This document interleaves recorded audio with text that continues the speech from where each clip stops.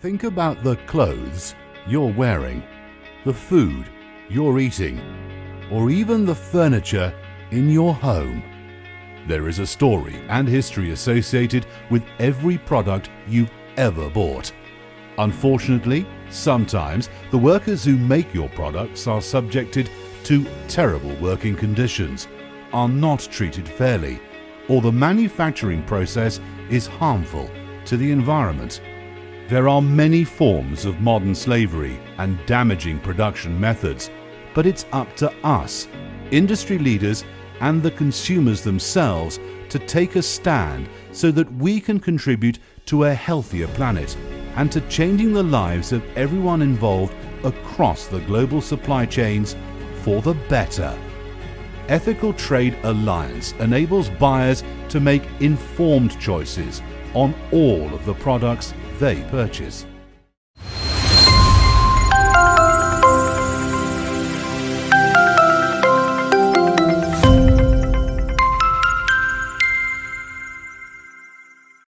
Hello everybody, Anoushka here, your host for Namaste Trade.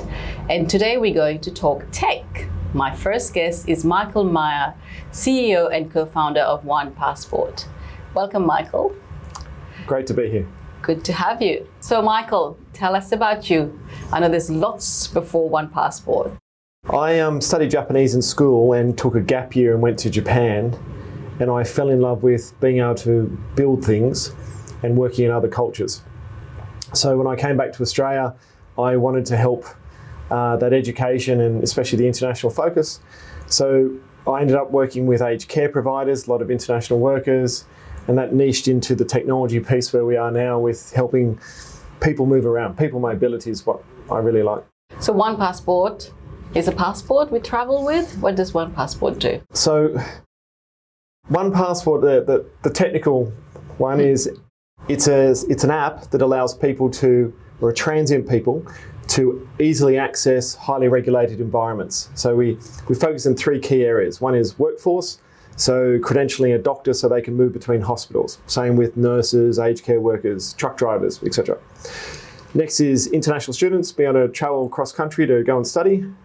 And the third is tourists, being able to open up countries that have been closed down through COVID, like the Pacific nations. Mm-hmm. And has there been any change in your business with COVID?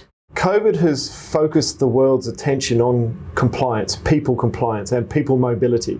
So before you can cross the border, you need to prove certain things. Have you had a negative recent COVID test result? So it used to just be police checks, working with children, a qualification. Suddenly there's a whole heap of health-related things for people who don't work in health. That's a new one for many people. So that's what we're helping with, a vaccine passport as well. And from what I know of OnePassport, you have information about yourself, and you also have what you call verified data. Can you tell us more about that? So we take different building blocks depending on the user case. So for a doctor, for example, they need a verified degree, verified APRA, the regulatory body membership, verified Medicare membership and insurance. Aged care workers are a bit more simple. It's just a police check and a qualification. So depending on the qualification or the role, we can verify the background history, independently verified, and we can build all that together. So you can get a job, cross a border, etc. And tell us about the work you're doing internationally. For me, that's of very big interest. And also, I will lead into your own cultural experiences and the work you do outside of your commercial work in a way with students. Yeah. So I'd like to go there as well. So having lived in Asia for 10 years as part of my working life, I'm used to being in a multicultural society always. Mm-hmm. Multiple languages, multiple cultures happening. That's where I feel at home. It's great. So as you alluded, I'm a fluent Japanese speaker. My wife is Japanese. We go back to Japan each year, and we're a big part of the Japanese community here, but also the Malaysian community, the Indian community. We enjoy being able to get out there. Mm-hmm. So I wanted to help people mobility. That when we started OnePassport, my co-founder and I, we had the dream of being able to help people cross borders to be able to get a good job. So under the United Nations Sustainable Development Goals, goal number 8, the right to quality work for all people. So if you studied, say, a Cert 3 in aged care in Vietnam, but you had to go to Kuala Lumpur or Singapore for a good job, that you could do that. because you could take a verified qualification, verified ID, verified police background, and get a job. That was the initial driver. And so we've grown that. So working with the international students now is a big part. How do we bring them back into the country? How do we connect them to their consulate so they can get great cultural experiences while they're studying? How to connect them to the chambers of commerce so they can get economic opportunities both while studying but also upon graduation. There's so many things that by having a single passport where they can amass all that data, it helps them to do it. Connecting talent with the employers as well is what you're doing at the very start of their studies, basically. Very much so. Being able to take a student and help them get, or an unemployed person or someone looking for a new career, get them educated and then get them a role.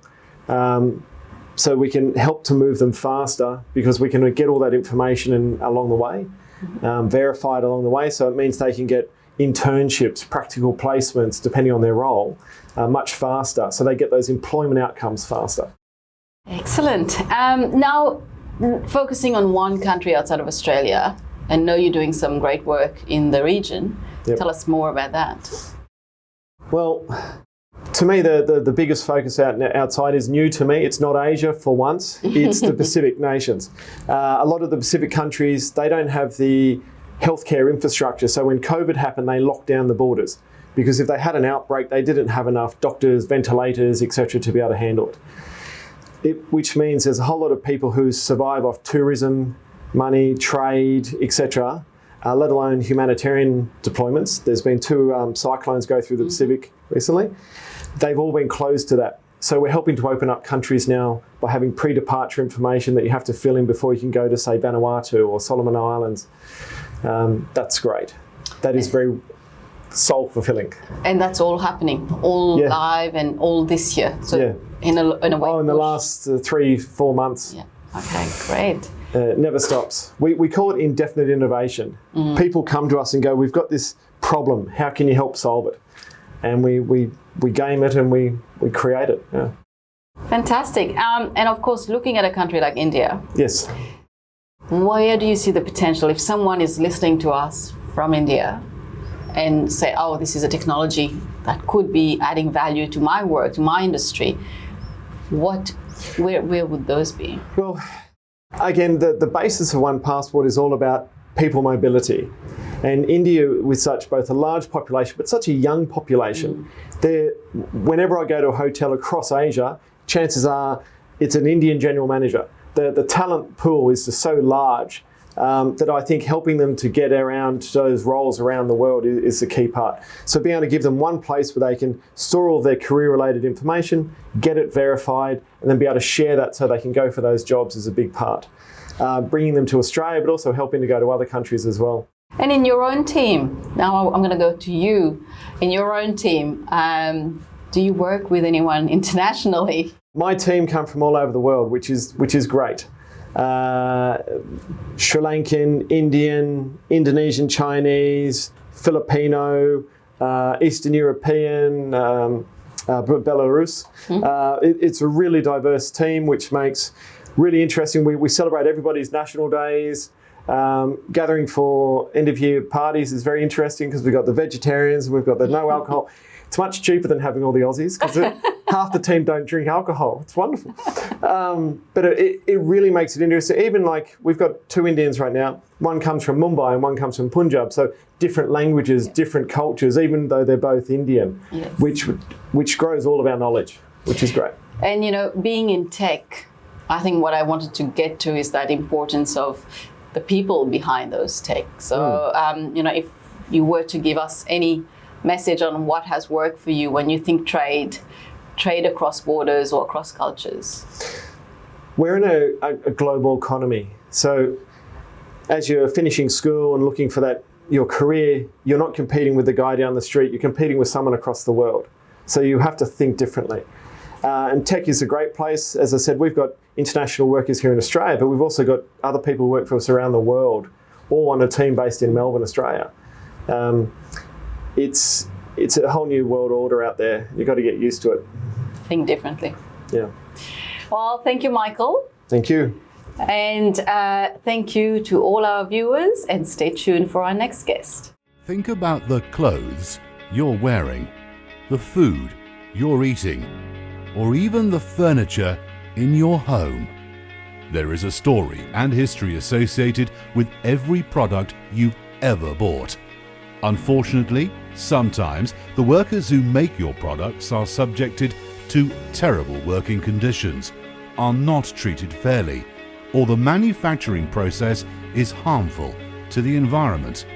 There are many forms of modern slavery and damaging production methods, but it's up to us, industry leaders and the consumers themselves, to take a stand so that we can contribute to a healthier planet and to changing the lives of everyone involved across the global supply chains for the better. Ethical Trade Alliance enables buyers to make informed choices on all of the products they purchase.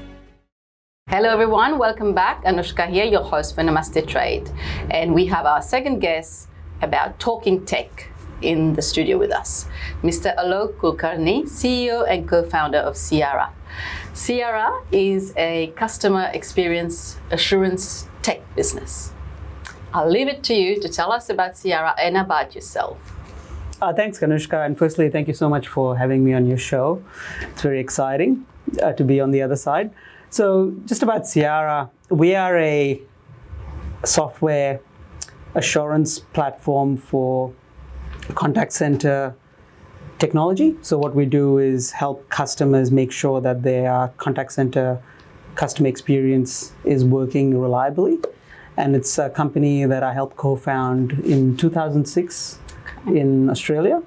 And essentially, I'm the CEO.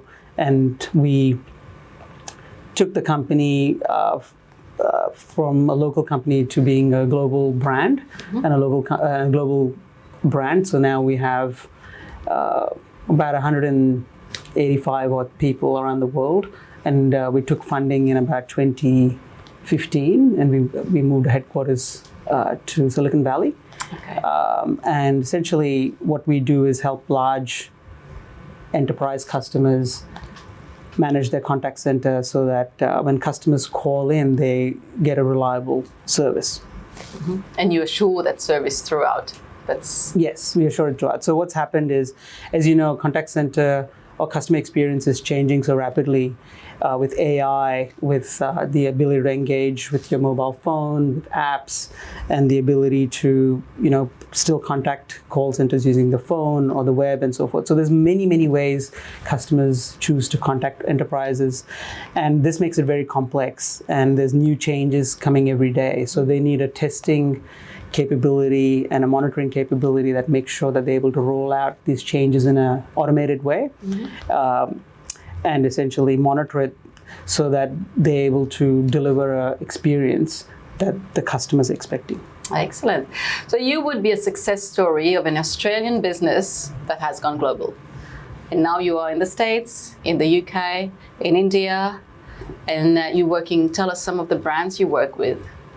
So we work with some of the largest brands in the world. I think the ones that a lot of people know. A lot of the brands I can't mention because of confidentiality agreements. But I'm a bit of a geek. I'm a technologist, so I really get excited when customers like Microsoft and Oracle and Tesla, eBay and Ford and companies like that use our software, including some food companies and also just banks like National Australia Bank here, Bank of America, Citigroup.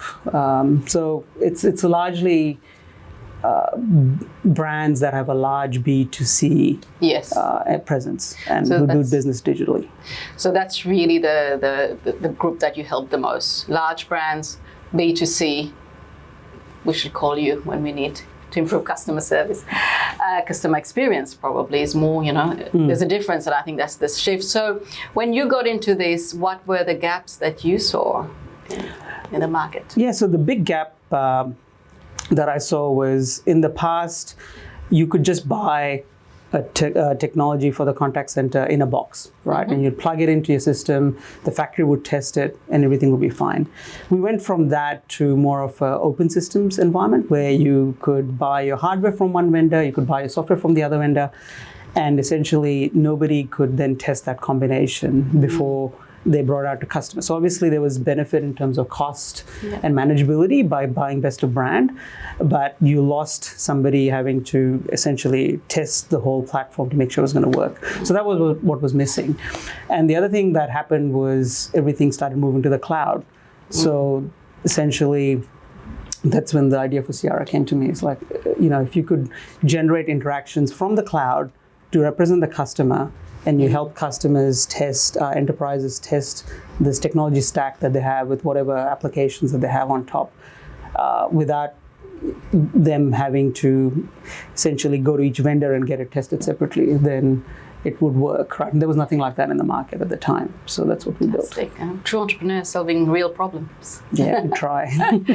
So Alok, before Cyara, tell us about yourself. What were you doing before? Where is Australia always been home? Tell us a bit about you. Yeah, so I was born in India, in Mumbai, and my dad was a chef. So we used to travel every couple of years overseas. So lived in a bunch of countries, but primarily home was India. In 1989, we migrated to Australia as a family, and I did my year 12 here and my university degree in engineering, and essentially worked for a couple of corporates in the middle, and then I did my MBA, and then after that started Cyara. So that's the journey. Great. Yeah. And I'm very curious to hear some more about you as a leader with the team that you have across different countries. And I have just a little insight on what kind of culture you're building.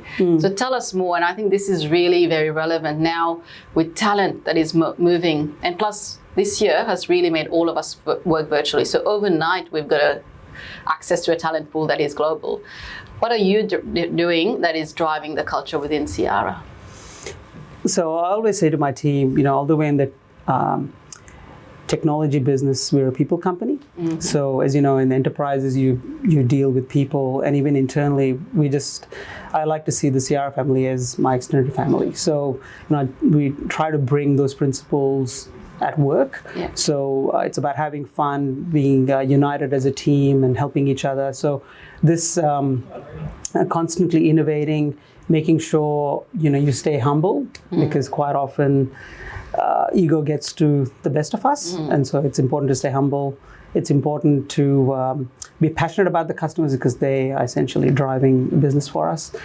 And lastly, we're in the assurance business, the customer experience assurance business, so we need to ensure we deliver things with quality. So those are some of our values. But when this pandemic hit us, it was really important for us to hold together as a team. So we initiated a lot of new rituals at Cyara to make sure our team was well looked after. So the one thing that I'm really passionate about is meditation. So we've got 2 meditation sessions that we run in Cyara every week that people can join, and then I obviously meditate every day. It's a daily practice for me, and it's really helped people. The other thing, we also, and you're the CEO of Alleviate, so we've used that app as well. So it's great, but I think that's helped people really cope with the uncertainty, anxiety, and all the news that you hear around the world, which can sort of get you down and that sort of centers you and so forth. So that's one. Second thing we did was, we had somebody in our company who started yoga sessions. So we've got yoga sessions that happen globally. We've got monthly all hands calls, and essentially we built a culture around letting our people know that family comes first. So when you're working from home, there's kids that you need to look after and so forth. So it's about bringing flexibility to the team and the environment, so they felt like they're looked after. So essentially, doing a lot of things around the team. We put a rewards and recognition system in so that people could do this democratize recognition, and we have very frequent communications. So those are some of the things we've done. Very key. I feel like I should come and apply for a job. I'll check out the job openings at Cyara. Can we afford you, Anoushka? You talk about really some, very, very putting the heart first as a leader. I'm going to ask you for, in your experience, working with team from different cultures, different age group, and tech. Customer experience is amazing if employee experience is amazing. And I think, you showcase that. What are some of the messages you could give to our listeners around building those culture and really putting your people first? So, I went to business school, right? And the old mantra, which sometimes business can get, attached to, is creating shareholder value. And sometimes, you can get caught up in creating shareholder value. Because I feel that shareholder value is important, but also it's you also got to manage the stakeholders and your customers and so forth. So when you're leading, I think the number one thing I would say to lead with is compassion. It's like you have to run a business, if you're running a business for profit, for an NGO, I think you can apply the same principles, because in the end, we're dealing with people. And with people, it's respect, compassion, making sure you look after them as you would if it was your own family member that was in that position. And I think once you have that lens, things will just, like in my mind, things just sort themselves out, right? So then you really bring heart into it. And that's what I would say. Amazing. Thank you so much, Alok. And it's really humbling to hear a tech entrepreneur combining, I think you really combine the best of the East and West together and bring it, to a tech business, but putting people first. Thank you for listening to our second guest, Alok Kulkarni. Amazing story. And stay tuned for our next guest. Think about the clothes you're wearing, the food you're eating, or even the furniture in your home. There is a story and history associated with every product you've ever bought.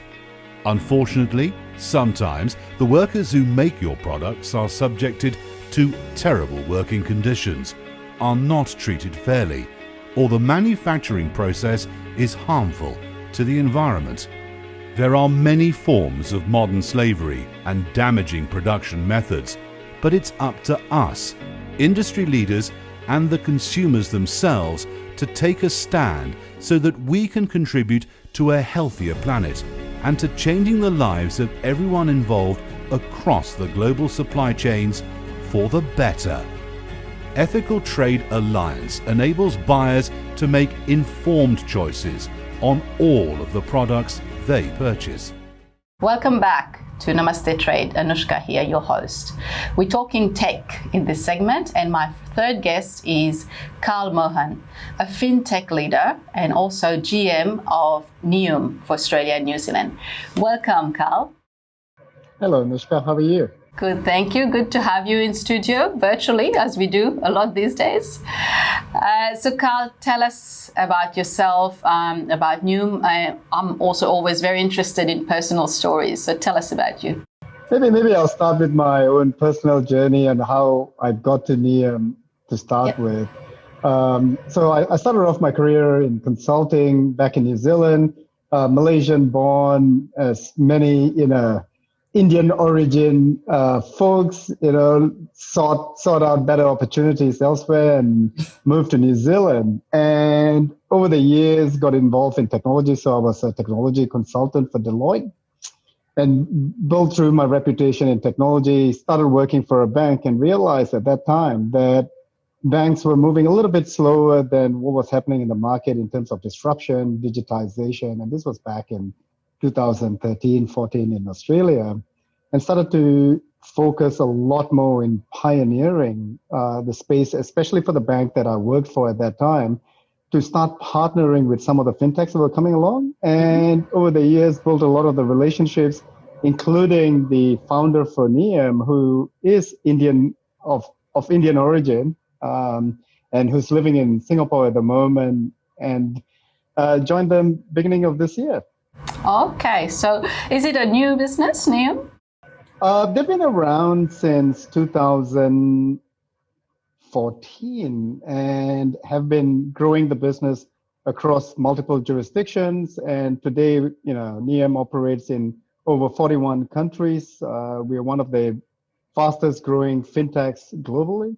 And we are one of the most cost effective and efficient money remitters. So we transfer funds for our customers. And a lot of them happen to be the Indian diaspora living in the US, UK, and Australia in particular. Wow. Well, in Australia, that's very relevant. We have a growing Indian diaspora, and in Victoria, very, very large, but in Australia. So this would be very relevant. So tell us, you obviously mentioned money remittance. What does Niem do? So we sort of categorize this in three specific categories. So we really are, the leaders in what we call send, spend, and receive monies. So the ability to send monies internationally across borders today takes roughly about 3 to 5 days. God forbid, from Australia to India, not only it'll take about 5 days to you to actually remit your funds from a traditional bank, but you'd lose roughly about 10 to 15% of the funds that you've remitted as well, because the number of banks around the hop that actually takes a clip of the ticket. What we have pioneered is you could actually send money to your family, friends, loved ones instantaneously because we're connected to UPI in India. And so when you send funds in Australia, your family, friends, or businesses that you might be doing in India would get their funds almost immediately. That's number one. Number two, we also do it really cheaply because, we understand that one of the value propositions that we bring into the table is to be absolutely cost effective. So that's the second part. So that's the send side. We also pioneering banking as a service. So one of the things that you would have heard of, Anoushka, in the fintech industry is that open banking is a new thing. Platforms like Uber, Didi, Ola are becoming banks themselves, or they're trying to become banks themselves. We act as the plumbing behind all of that. So we sort of provide those services for those platforms to provide those services. And then finally, Receive is something that we're kickstarted this year for, again, if family, friends, especially for students who are studying here, that when they move their funds from at least India to Australia, they lose a lot in currency exchange.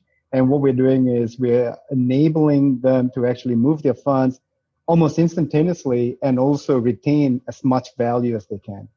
Excellent. So you obviously B2C and B2B with the second part around the plumbing, as you mentioned, very easy to understand in the way you explained. So Carl, tell me, obviously you got a lot to do in Asia. Asia is and has been for a long time very buzzing.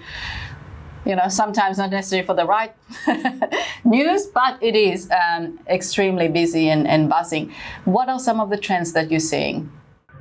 So the first trend that we see in remittance, at least, so that's the B2C side, is that a lot of these services are becoming embedded. So, for example, if you're a ride-share driver, for example, whether it's Didi, Ola, or even Uber for that matter, you not only want to be able to receive your fund, but you want to do something with the money. Because today what happens is, if I'm driving for Ola, for example, it takes me a week before I get my money.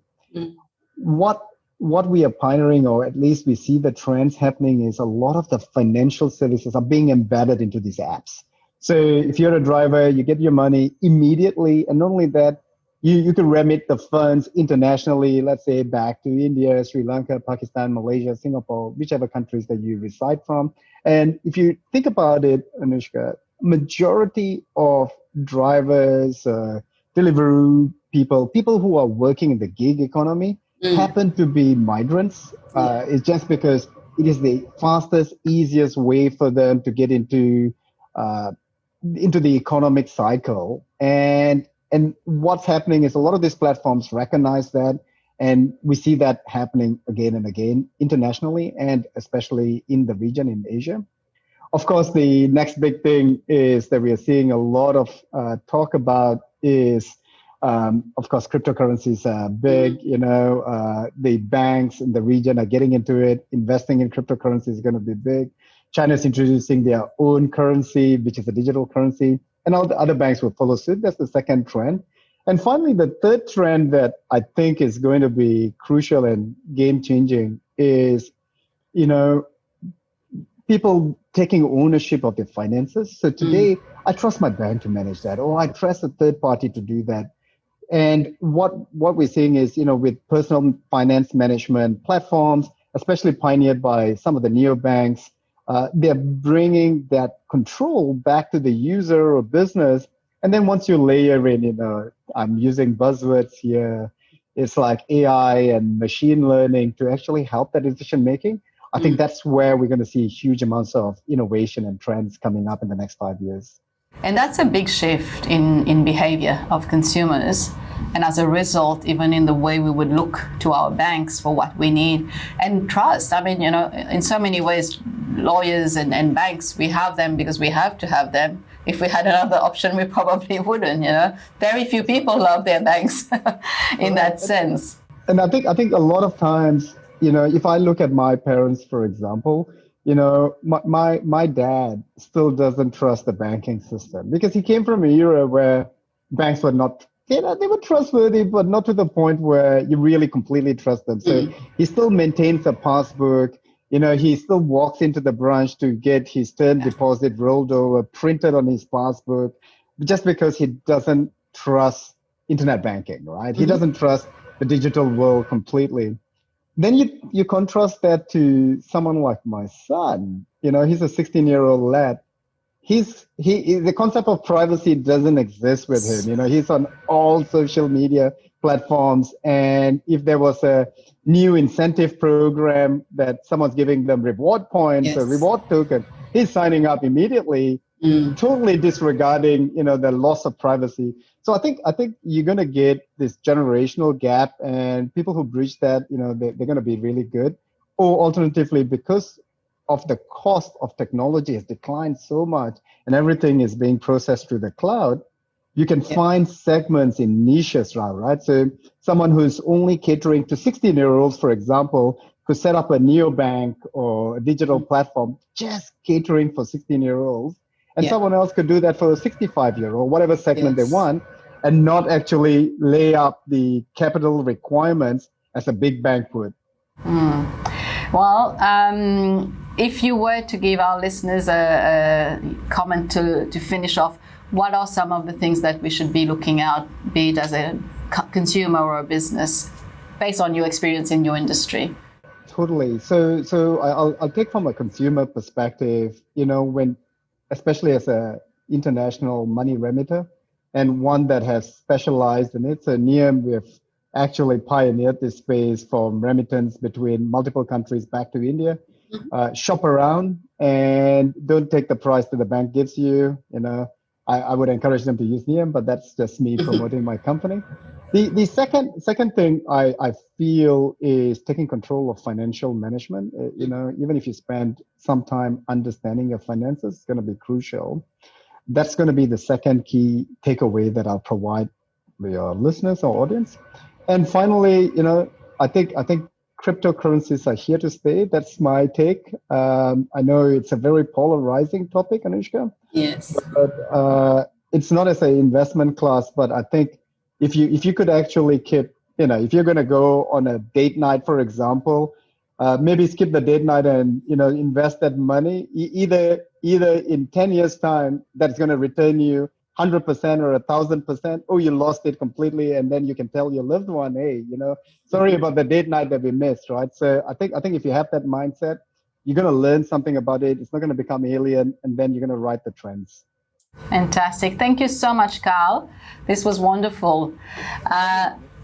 Thank you. And to our audience, there's been some great learnings from our conversation here with Carl. So taking ownership of our finances is really my biggest takeaway. And thank you for watching, and see you on the next episode. Bye for now.